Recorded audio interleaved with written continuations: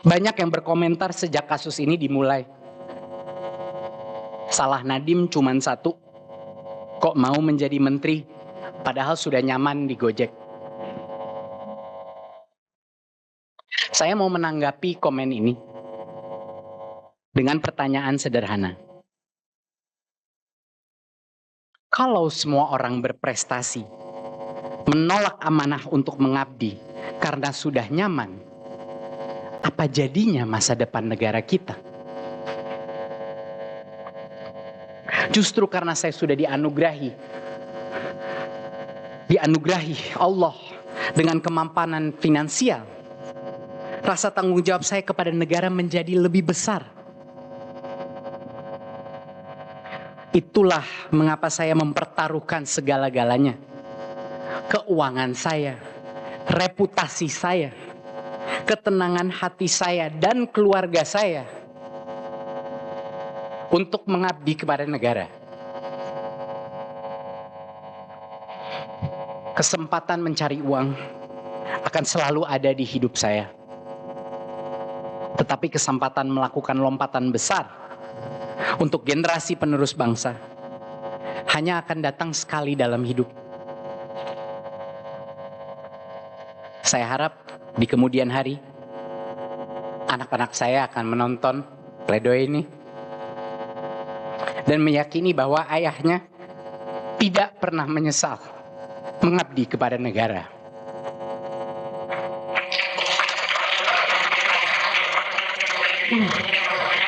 Mohon tidak bertepuk tangan ya. Tetapi saya juga manusia.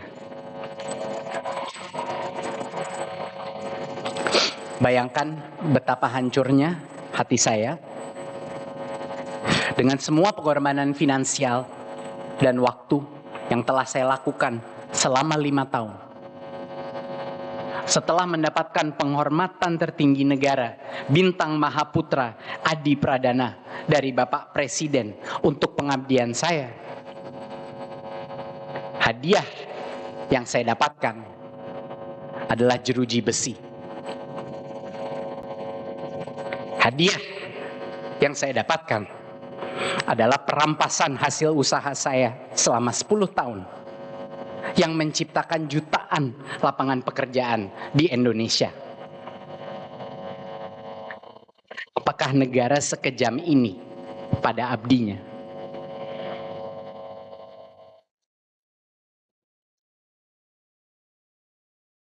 Saat saya menerima amanah menjadi menteri, saya berharap saya bisa memotivasi anak-anak muda lainnya untuk mengabdi kepada negara. Dan ternyata berhasil. Ratusan anak muda mulai bergabung di pemerintah, mengorbankan gaji besar mereka untuk mengabdi. Tetapi dengan adanya gelombang kriminalisasi yang terjadi, arus pengabdian ini dapat berputar balik 180 derajat dalam sekejap. Profesional muda ketakutan bahwa mereka akan menjadi korban berikutnya. Satu generasi menahan napas, menunggu keputusan majelis, menunggu konfirmasi apakah kebenaran masih berarti di negara tercinta kita.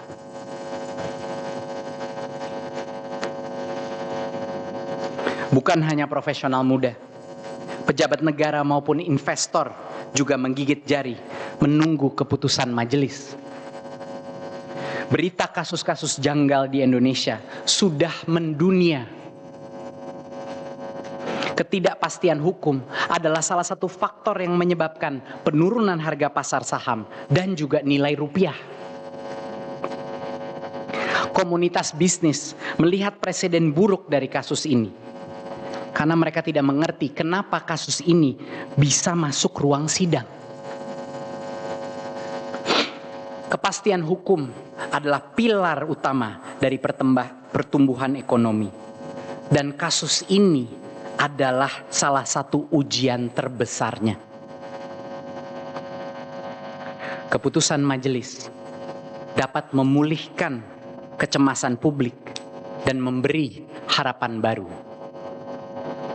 Tetapi dapat juga meruntuhkan kepercayaan masyarakat yang sekarang sudah semakin rapuh. Gemuruh di luar ruang sidang tidak dimulai dengan kasus saya. Gerbong kereta kriminalisasi sudah dimulai jauh sebelum saya. Pak Tom, Bu Ira, Amsal, Ibam, dan puluhan lainnya yang sampai saat ini belum dibebaskan. Belum pernah saya melihat begitu banyak aktivis anti korupsi serentak menyuarakan alarm keras bagi aparat penegak hukum di Indonesia.